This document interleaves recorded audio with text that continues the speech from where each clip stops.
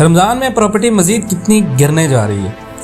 देखिए, रमज़ान आते ही हर चीज़ की डिमांड में कमी आ जाती है और इसका असर पाकिस्तान के हर कारोबार और पाकिस्तान की हर इंडस्ट्री के ऊपर होता है। लोगों की डिमांड कम होने से किसी भी चीज़ की डिमांड और प्राइस को बहुत ज़्यादा फ़र्क पड़ता है और रियल एस्टेट और प्रॉपर्टी का काफ़ी गहरा असर होगा रमज़ान के आने के बाद। लेकिन ये टेम्परेरीली होगा, ये ज़्यादा अरसे के लिए नहीं होता, करीबन 30 दिन के लिए।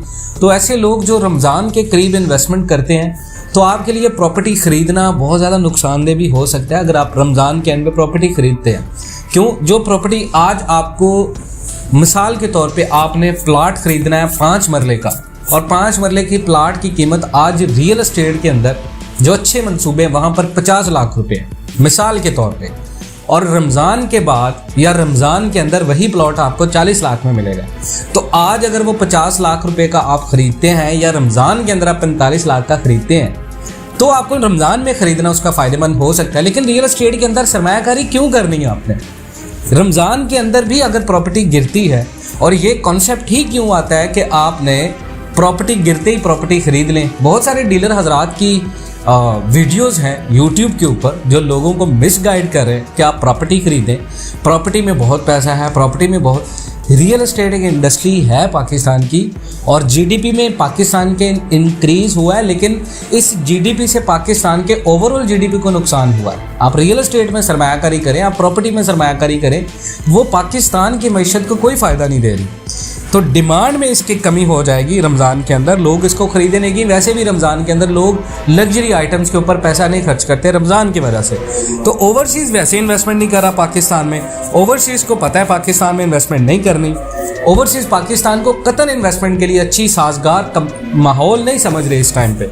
आगे मुल्क के जो हालात हो चुके हैं, लोग अपने पैसे निकाल रहे हैं। DHL जैसी बड़ी कंपनियों ने पाकिस्तान का बायकॉट कर दिया है। उसके साथ साथ जर्मनी की बड़ी बड़ी इलेक्ट्रिक कार कंपनीज जो पाकिस्तान में गाड़ियां एक्सपोर्ट करती हैं, उन्होंने पाकिस्तान का बायकॉट कर दिया। तो जब देखें, बड़ा गहरा ताल्लुक है इन चीज़ों का रियल एस्टेट के साथ। आपके मुल्क के अंदर जब इस तरह के हालात पैदा किए गए, आपके मुल्क का सियासी अदम इस्तेहकाम अपनी अना की जंग में मसरूफ़ है।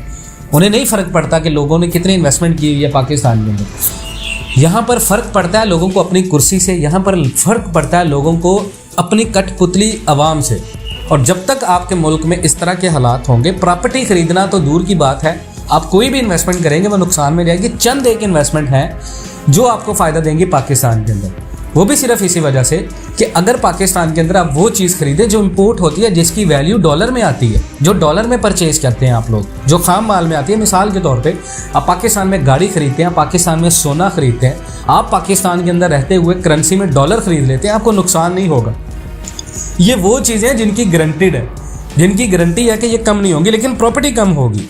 तो ओवरसीज़ पाकिस्तान में इन्वेस्टमेंट नहीं कर रहा। ओवरसीज़ को पता है इस टाइम पे पाकिस्तान के अंदर डॉलर की कमी सिर्फ ओवरसीज़ की वजह से। आपका ओवरसीज़ जितना भी क्लाइंट था उसने आपके मुल्क में इन्वेस्टमेंट करना बंद कर दिया। देखें, मुहिब्बे वतन एक पेट्रियोटिक चीज़ अपने नाम की होती है, लेकिन पेट्रियोटिक चीज़ के अलावा हर बंदा अपने मुनाफे को देखता है, हर बंदा अपने बिज़नेस को देखता है। तो हुकूमत कोई भी हो, ये फ़र्क नहीं पड़ता। फ़र्क पड़ता है तो मुआशी पॉलिसियों से फ़र्क पड़ता है, तो सरमायाकारी की जो पॉलिसियाँ होती हैं किसी भी मुल्क में, उनके साथ फ़र्क पड़ता है। तो इकोनॉमिक टर्म का बड़ा ताल्लुक है रियल एस्टेट के साथ। ये सारी चीज़ें जब तक नहीं होंगी, आपके मुल्क के मुआशी हालात ठीक नहीं होंगे, तो प्रॉपर्टी मज़ीद इतना ही गिरेगी।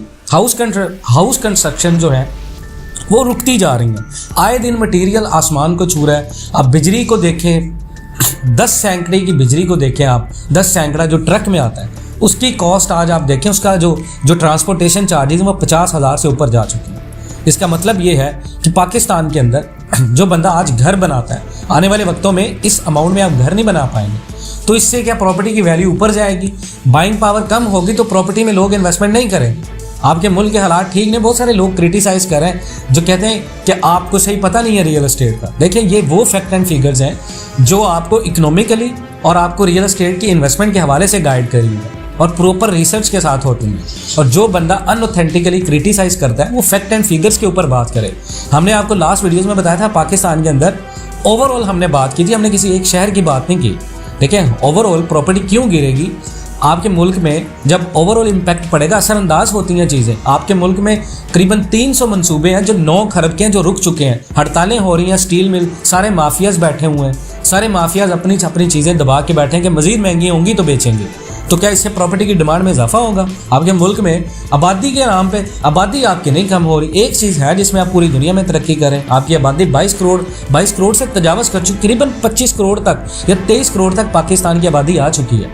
और उस हिसाब से रियल एस्टेट इंडस्ट्री को देखें, इसको ग्रो होना चाहिए, ये ग्रो नहीं कर रही। यहाँ पर लोगों ने पैसा बनाना शुरू कर दिया है और ये वो इंडस्ट्रीज़ होती हैं जिनको बड़ी प्रोफेशनली डील किया जाता है दूसरे मुल्कों में। तो लेबर डिमांड में कमी हो गई है, आपके मजदूर को काम नहीं मिलेगा, आपकी लेबर में कमी आएगी और लोगों के घर पूरे नहीं हो रहे। आपके मजदूर जितने भी पाकिस्तान के अंदर मजदूर तबका है, उनकी जितने भी वेजेस हैं पर डे की, वो इतनी कम हो चुकी हैं कि लोग वो चीज़ें नहीं खरीद पा रहे। तो लेबर डिमांड में कमी हो रही है, महंगाई अरूज पर है। 45% हर दूसरे हफ्ते तीसरे हफ्ते आपके मुल्क में 2 से 3% महंगाई में इजाफा हो रहा है। सेल्स टैक्स लग रहे हैं, GST लगा रहे हैं, परचेजिंग पावर कम हो रही है लोगों की। तो रियल एस्टेट वैसे भी सूटेबल इन्वेस्टमेंट नहीं है पाकिस्तान में। अभी के लिए करीबन 3 से 5 साल के लिए रियल एस्टेट आपके लिए सूटेबल इन्वेस्टमेंट नहीं हो सकती। चंद एक इन्वेस्टमेंट है रियल एस्टेट के अंदर कमर्शियल में, जो कि हर बंदे की पहुंच में नहीं है। हर मिडिल क्लास बंदा कमर्शियल में इन्वेस्टमेंट नहीं कर सकता। हर मिडिल क्लास बंदा 50 करोड़ 60 करोड़ की इन्वेस्टमेंट नहीं कर सकता। तो फाइल्स मार्केट तारीखी डाउन है, ये जितने भी लोग हैं क्रिटिसाइज़ करते हैं, ये बात आपको माननी पड़ेगी। हम आपके क्रिटिसाइज को लेते हैं बहुत ज़्यादा पॉजिटिव। और हमने देखा हमारी वीडियोस पे करीबन 97% व्यूज़ नॉट सब्सक्राइब्ड लोगों के होते हैं, जो कि मोस्टली डीलर्स होंगे या बहुत सारे ऐसे लोग होंगे जो इत्तेफाक नहीं करते। लेकिन जितनी रिसर्च के साथ हम काम करते हैं, आप लोग सब्सक्राइब नहीं करते चैनल को, हमने कभी फोर्स नहीं किए। लेकिन जो फैक्ट एंड फिगर, जो हकीकत पर मुबनी बातें हैं, वो आपको माननी पड़ेंगी। फाइल मार्केट में अभी पाकिस्तान के अंदर इन्वेस्टमेंट नहीं है और फाइल मार्केट में आपको इन्वेस्टमेंट करनी भी नहीं चाहिए। आपको सोना खरीद लें, जितना हो सकता है आप सोना खरीद लें। बहुत सारे लोग कहते हैं सोना सस्ता होगा मानने, और बहुत सारे लोगों ने इससे पहले कहा था डॉलर सस्ता होगा, और हमने लास्ट वीडियो में बताया था कि डॉलर सस्ता नहीं होगा। आने वाले वक्तों में पाकिस्तान के अंदर मसनूई तौर पर हुकूमत के ज़खायर बढ़ जाएंगे, डॉलर की कीमत थोड़ी सी नीचे आ जाएगी, लेकिन डॉलर नीचे आने से पाकिस्तान की महंगाई कम नहीं होगी। तो ये ख्याल अपने दिल से निकाल दें कि डॉलर नीचे आएगा, चीज़ें सस्ती हो जाएंगी। ये मसनूई किल्लत है, मसनूई किल्लत बनाई गई है। पाकिस्तान के अंदर डॉलर की कमी नहीं है। माफियाज बैठे हुए हैं खरबों डॉलर्स लेके, घरों की बैल्कनी में लोगों के पास डॉलर्स पड़े हैं, लोगों के बेसमेंट में डॉलर्स पड़े हुए हैं। तो ये बात मान लें आप, तो माइनस में फाइल्स जा रही हैं लोगों की, करेंसी डीवैल्यूड हो चुकी है। तो जितना ज़्यादा लोग कम खर्च करेंगे, क्योंकि रमज़ान के अंदर वैसे भी स्पेंडिंग कम होती है, करेंसी डीवैल्यूड होगी पाकिस्तान की, लोग जितनी भी ज़्यादा परचेजिंग पावर है वो कम करेंगे। तो ये रीज़न्स हैं कि प्रॉपर्टी मज़ीद गिरेगी रमज़ान के अंदर। अगर आप इन तमाम बातों से इत्तेफाक करते हैं, पाकिस्तान एंड वर्ल्ड टीवी पर नए हैं, चैनल को सब्सक्राइब नहीं किया, तो इसी तरह की अपडेटेड और इन्फॉर्मेटिव वीडियोस के लिए हमारे चैनल को सब्सक्राइब करें। मिलते हैं नेक्स्ट वीडियोस में, तब तक के लिए अल्लाह हाफ़िज़।